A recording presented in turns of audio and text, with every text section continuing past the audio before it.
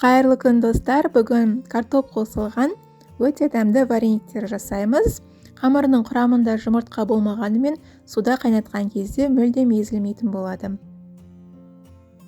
Алдымен салмасын дайындайық. Ол үшін картопты осындай майда бөліктерге бөліп, тұз салып, толық піскенше қайнатамыз.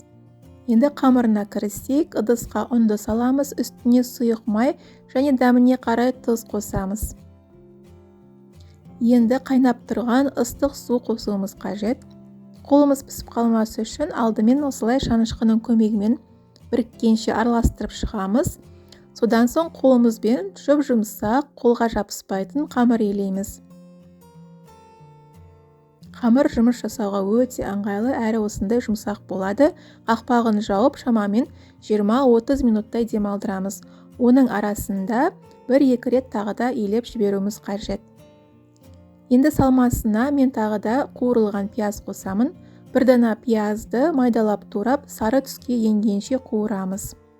Картоптың суын толығымен төгіп тастаймыз. Сәл сары май қосамыз және қуырылған пиязды қосып, дәміне қарай тұз, бұрыш қоссаңыздар да болады. Барлығын жақсылап, түйіршіктері қалмағанша еземіз. Картоп толығымен суы қажет.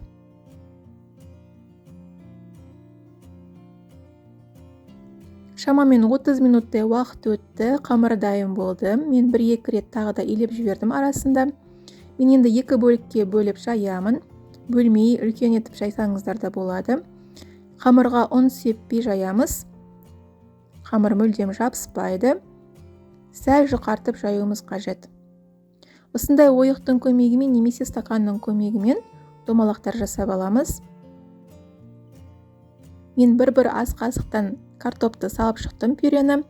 Осылай қоя салсаңыздар да болады, немесе мен сияқты жан-жағын әдемі етіп өріп қойсаңыздар да болады.